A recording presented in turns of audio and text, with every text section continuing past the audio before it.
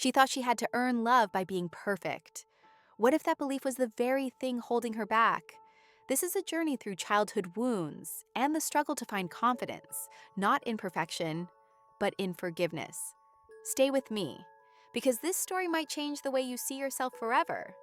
What if the confidence you've been chasing it isn't about fixing yourself? What if it's about staying loyal to the parts you've been trying to hide? The answer is unexpected, messy, and deeply human. By the end, you'll realize the truth perfectionism tried to bury all along. If you're ready to heal, hit like and subscribe. Let's walk this journey together. She thought she had to earn love by being perfect. And maybe that sounds dramatic. Maybe it even sounds like something you'd read in a self-help book and roll your eyes at. But for a long time, that was the quiet truth running the show behind my eyes. I didn't walk into confidence like it was some open door. I performed my way toward it, thinking if I just did everything right, they'd let me in. Confidence wasn't a feeling. It was a reward I was chasing, a permission slip I believed only perfect people got to hold. I used to think perfection would protect me. If I looked the part, spoke the part, delivered on every expectation, then I'd be untouchable. Then no one could reject me. No one could call me not enough because I'd already outrun the possibility. That's what the little girl inside me believed, that being perfect was the only safe way to be loved. And here's the thing no one talks about. Perfection doesn't actually lead to confidence. It leads to fear. The kind of fear that tucks itself under your skin, that smiles politely but is always scanning the room, terrified someone will spot the crack you're trying to hide. It's the kind of fear that whispers at night, "Don't mess up, don't fall behind, don't be the one who breaks." And so we overachieve. We apologize before anyone criticizes. We control the image, the tone, the timing. We shrink our hunger and amplify our hustle, all in the name of not being found out. We don't want to shine. We want to survive. And we've confused the two. We thought confidence meant being seen without fear. But the truth is, confidence means being seen even when the fear is still there. This isn't a story about becoming perfect. It's a story about what happens when we stop trying to be. It's about the little girl who was never broken, only scared. About the woman who learned that confidence isn't built on flawlessness, it's built on forgiveness. And maybe, just maybe, you'll see some of yourself in her story too. Perfectionism doesn't begin in adulthood. It's planted quietly in childhood, like a seed we didn't even realize we were watering. Maybe it starts with a gold star, or the first time someone called you mature for your age. Maybe it's when you learned that a clean report card got you more hugs than a messy one, or when your tears were met with silence, but your achievements earned applause. For me, it began at the dinner table, in a house that loved good behavior more than loud emotions, where being easy to parent became my identity, and doing well became my way to stay close. Psychologists have studied this, how children internalize the belief that love is conditional, that approval is tied to output, that mistakes are punishable not just with correction, but with withdrawal. Dr. Brené Brown calls it the shame of not being enough, a belief that who we are isn't nearly as valuable as what we do right. And Carol Dweck's work on mindset shows how this fixed need to perform, rather than grow, cripples our resilience. When perfection is the goal, failure isn't a stepping stone. It's evidence that you are the failure. Over time, this mindset mutates. We stop seeking excellence for joy and start demanding perfection out of fear. And in adult life, it doesn't always look like anxiety. It can look like success. The high performer who never sleeps, the people pleaser who says yes to everything, the overthinker who can't hit send without rereading the email 15 times. It's the woman who can't relax unless the kitchen is spotless, the man who spirals after a missed deadline, the girl who ties her worth to her productivity. And beneath all of that, an invisible wound. I must earn love by being perfect. We live in a culture that applauds perfectionism while quietly punishing vulnerability. Our media glorifies the flawless highlight reel. Our schools reward high scores, but rarely teach emotional safety. Even in relationships, we're often afraid to be fully seen, because deep down, we believe our mess is unlovable. So we perform. we polish, we present. When we realize that perfectionism is draining us, most of us don't drop it. We double down. We try to fix perfectionism with more perfection. That's the cruel twist. We notice the anxiety, the burnout, the constant fear of not measuring up, and instead of asking where it came from, we ask how to get better at hiding it. We Google productivity hacks. We follow confidence coaches who tell us to fake it till we make it. We download meditation apps, not to connect with ourselves, but to silence the voice long enough to keep going. We chase balance like it's a goal on the to-do list. We turn healing into a performance too. I did that for years. I read the books, I took the workshops, I made the morning routine that looked good on Instagram. But deep down, I was still punishing myself for not being perfect at not being perfect. I couldn't just rest. I had to rest efficiently. I couldn't just be kinder to myself. I had to do it the right way. And when the inner critic spoke, I judged myself for still hearing it, like it meant I hadn't healed enough. That's the trap. We try to outperform our wounds. This toxic loop convinces us that confidence is something we earn once we've proven we're fixed. It tells us we'll feel worthy when we no longer feel broken. But it's a lie, because the more we try to curate a flawless version of ourselves, the more disconnected we become from who we actually are. Social media only fuels this. Scroll long enough and you'll find 100 women telling you how to be that girl, as if healing and self-love are aesthetics you can purchase. You'll see the glow-ups, the perfect homes, the meal prep, the yoga poses on rooftops at sunrise. What you won't see is the panic attack at 2 a.m., the fight with your inner child, the grief that comes from realizing you don't know who you are without achievement. But we chase the image anyway, because we've been taught that confidence looks like control. And so, we keep trying to control everything, even our healing. But healing doesn't happen on a schedule, and confidence doesn't come from appearing healed. The truth is messier and more human, and the truth is what finally sets us free. The day everything began to shift for me wasn't some grand revelation. It was a small, almost forgettable moment. I was sitting alone in my car outside a grocery store in Portland, Oregon. I'd just had what looked like a perfectly ordinary day. I'd hit my deadlines, smiled in the meetings, even made dinner reservations for the weekend. But inside I was cracking. My chest felt tight, like I couldn't breathe under the weight of always having to hold it all together. And I remember whispering to myself, almost like a confession, I don't want to be perfect anymore. I just want to be real. That was the first time I saw the trap I'd been living in. I wasn't striving for excellence. I was fleeing from rejection. I wasn't growing. I was managing appearances. And most painfully of all, I realized that I'd abandoned the little girl I used to be, the one who was bright and bold and unfiltered, before she learned that love could be taken away if she got it wrong. So I asked myself a question that changed everything. What if confidence isn't the absence of flaws, but the presence of self-loyalty? Self-loyalty, not self-esteem, not self-control. Self-loyalty means staying with yourself, even when you're messy, especially when you're messy. It means no longer treating your imperfections like a PR crisis. It means not abandoning yourself the second you fall short. It means being on your own side, not just when you succeed, but when you're shaking, when you're ashamed, when you're still figuring it out. This isn't the kind of confidence that poses in a mirror. This is the quiet, grounded kind that comes from knowing, I may not be perfect, but I won't betray myself to earn love. I don't have to shrink or edit or prove. I am already worthy of being here. When I discovered that self-loyalty was the missing link, everything began to change.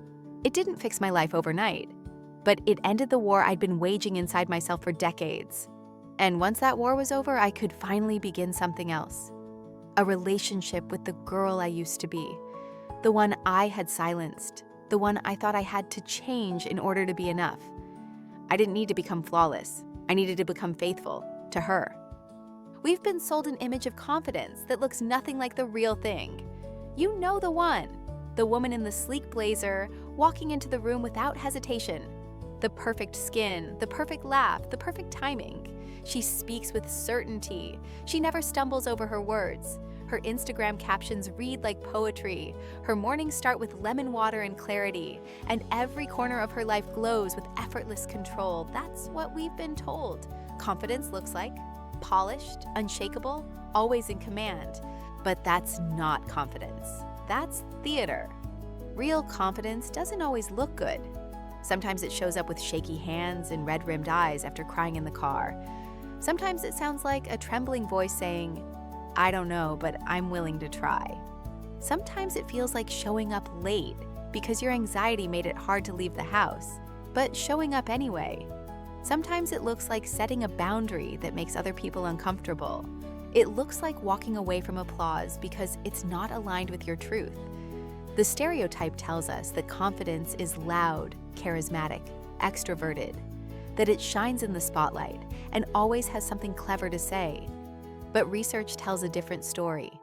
Psychologists like Dr. Kristen Neff, who pioneered the work on self-compassion, show that confidence is deeply rooted in how we treat ourselves in moments of pain, not in how we perform in moments of praise.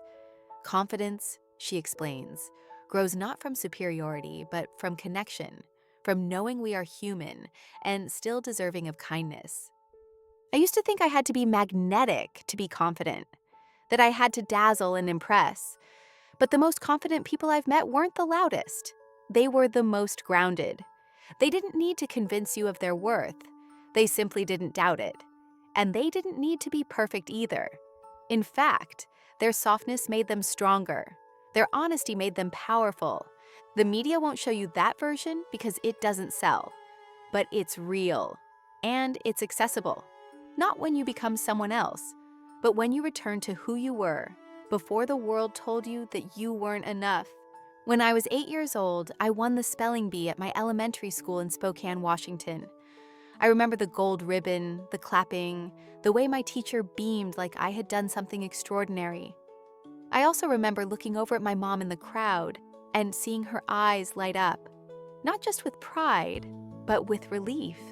Like my success made something okay. Like I had kept the peace just a little longer. That was the day I learned that being exceptional could quiet the chaos, that being perfect could keep people close. From then on, I was the girl who got straight A's, who color-coded her notebooks, who helped the teacher after class, and never missed an assignment. I was the one who smiled even when she was falling apart, who said yes when she wanted to say no, who only cried in private. I became so good at being perfect that I forgot how to be anything else. But that perfection cost me something. It cost me my voice. It cost me rest. It cost me the ability to say, I need help, without feeling like I was failing. And as I grew into adulthood, the stakes got higher. Perfection wasn't just about gold stars. It was about identity. It was about relationships where I was always the giver. Jobs where I worked twice as hard for half the recognition. A body I punished into silence because softness felt like weakness. I was chasing a version of myself that didn't exist. And the more I chased her, the more I abandoned the real me. Then came the breakdown. Not loud, not dramatic, just hollow. I remember one night in my late 20s, sitting in my apartment in Seattle surrounded by everything that was supposed to mean, you made it, and feeling nothing. I had the job, the apartment, the applause, but I felt like a ghost. I hadn't let myself feel joy in years, because joy required presence, and I was too busy performing. The breakthrough came slowly. Not through success, but through softness. It was in therapy sessions where I cried for the first time without apologizing, in friendships where I let myself be needy, in mornings where I didn't get out of bed on time, and forgave myself anyway, and in letters I wrote to my 8-year-old self, reminding her that she didn't have to earn love. She already had it.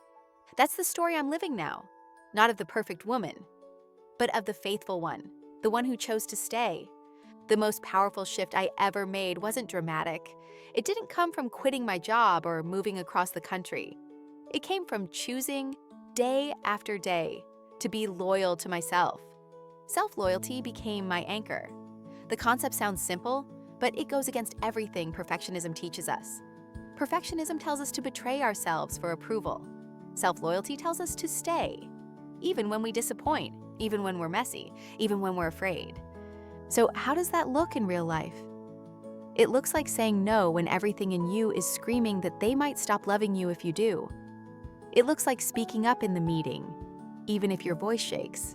It's choosing rest, not as a reward, but as a right. It's looking in the mirror and not correcting something. It's letting someone see your full truth without shrinking it down to fit their comfort. It's texting a friend not because you're okay, but because you're not. Self-loyalty is not glamorous. There are no trophies for it, but it's the quiet revolution that rebuilds confidence from the inside out, and it's built through micro moments. Every time I hear my inner critic tell me I'm too much or not enough, I pause, I breathe, and I ask, what would I say to the little girl I used to be if she were standing in front of me right now? I would never ask her to be perfect. I would hold her. I would stay. And so I do that for myself too. There's a specific practice that changed the game for me. I started journaling, not to track goals, but to tell myself the truth. Every night, I wrote down one moment I stayed with myself instead of abandoning her. Some days, it was as small as drinking water when I was tired. Other days, it was crying in front of someone and not apologizing. Over time, those moments added up. They became proof.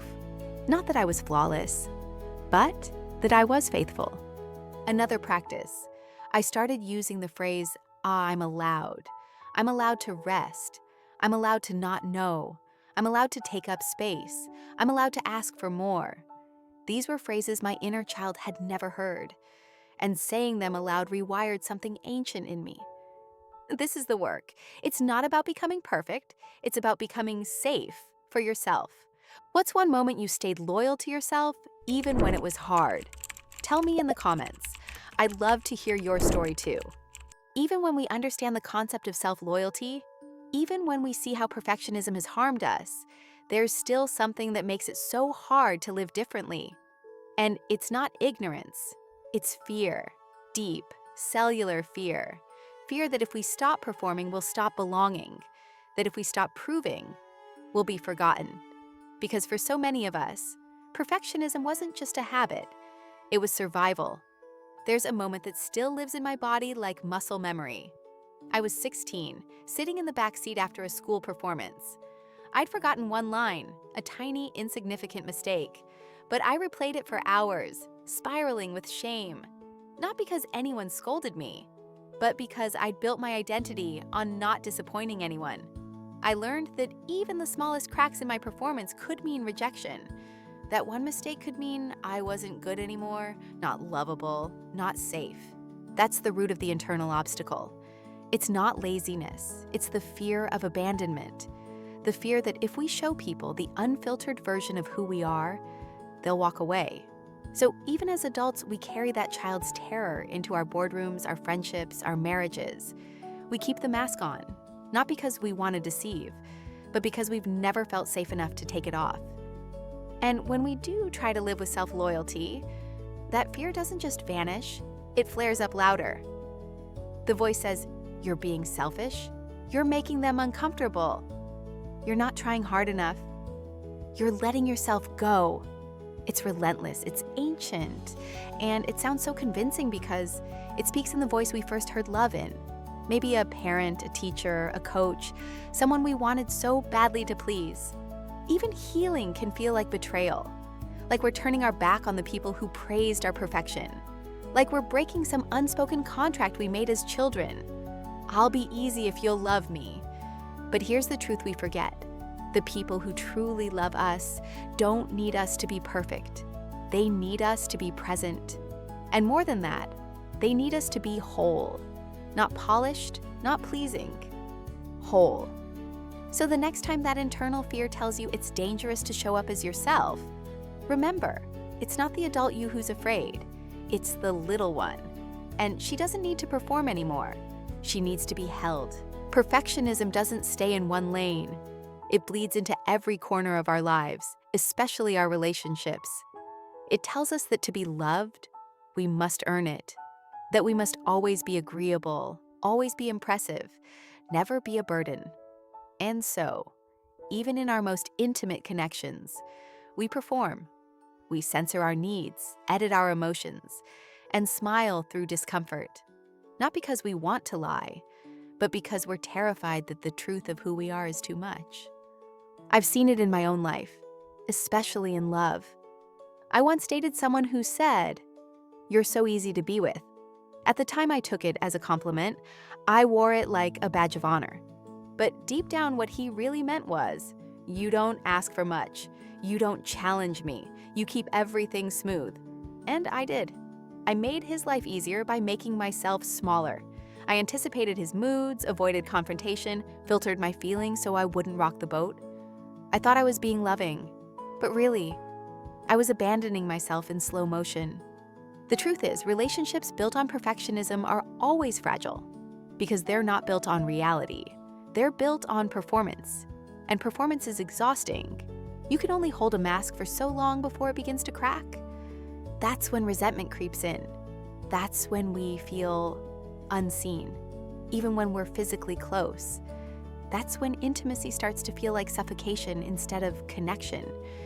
Because we've made ourselves invisible in the name of being lovable. But self-loyalty shifts everything. When we're loyal to ourselves, we stop overfunctioning in our relationships. We stop trying to manage other people's emotions. We start trusting that our messiness won't scare away the right people, that our truth isn't too heavy for someone who's meant to hold it. And this doesn't just apply to romantic love. It transforms friendships too. When you stop performing, you discover who your real people are. The ones who don't flinch at your tears. The ones who don't need you to be on. The ones who see the unedited version of you and choose to stay. And in return, you give them permission to drop their own masks. That's what true intimacy is. Two imperfect people choosing to stay loyal to themselves and to each other at the same time. So now comes the part that no one can do for you. The part where you choose, quietly and consistently, to live a different story. Not because you've mastered it, not because you feel ready, but because the old one, the one built on perfection, is too heavy to carry anymore. This isn't a checklist. It's not a grand reinvention. It's a homecoming, a decision to stop abandoning yourself every time you feel afraid. And that begins with the smallest acts of defiance against the old narrative. Speak kindly to yourself when you fall short, not in a performative way, not in a positive vibes-only kind of way, but in the real, raw voice you would use with a friend who's hurting. You don't need to justify why you made the mistake. You don't need to prove you've learned your lesson. Just stay. Stay with yourself, right there in the middle of the mess. Tell the truth, even when your voice shakes. Say, "I don't know," when you don't. Say, "I need help," without dressing it up in disclaimers. Say, "I'm tired," without guilt. Every time you do, you reclaim a piece of the confidence that was buried under years of pretending. Slow down, not to be productive, not to improve your wellness metrics, but because your nervous system deserves peace. Because your body is not a machine to be optimized. It is a home, and it's tired of being treated like a project. Start noticing the moments when you shrink, when you smile instead of setting a boundary, when you compliment someone just to be liked, when you stay quiet so you won't be seen as difficult. In those moments, pause and ask yourself, what would it look like to be loyal to me right now? And maybe most importantly, grieve. Grieve the years you spent performing, the friendships that didn't see the real you, the love you chased by erasing parts of yourself, the dreams you ignored because they didn't fit the image. Grieving is not weakness. It's how you honor the girl you used to be, the one who tried so hard to be perfect because she didn't know she was already enough. This isn't about becoming someone new. It's about becoming someone honest, someone whole, someone who knows, finally, that confidence isn't something you chase. It's something you come home to. I wish I could tell you that healing perfectionism means you'll never doubt yourself again, that you'll walk into every room with your head high, that the voice of the little girl who was always afraid will go silent forever. But that's not how this works. That voice still visits me sometimes. She still asks, "Was that enough? Did you disappoint them?" And when she does, I no longer try to silence her. I sit beside her, I listen, and I tell her the truth she never got to hear. You're allowed to be human. You're still lovable. The gain isn't in becoming invincible. It's in becoming soft enough to stay with yourself when life feels sharp. It's in laughing again, without needing it to be perfect. It's in feeling peace, not because everything is right, but because you're no longer at war with yourself. That's the kind of confidence nobody can take from you. Because it's not built on performance, it's built on presence. And something beautiful happens when you live this way. People feel it. You begin attracting relationships where you don't have to audition. You start creating from joy instead of fear. You begin to hear your own voice, clearly, kindly, without the static of shame. And slowly, the world inside you becomes safer than the one you were performing for. But there's still one more layer, one that most of us don't expect. A deeper truth that lives underneath all the performance, all the fear, all the striving. Because when the costumes come off and the noise dies down, there's a question that lingers, a question that perfectionism tried to answer but never could. It's not, am I enough? It's something far more human and far more powerful. If this spoke to you, like, subscribe, and share with someone who needs to hear this today.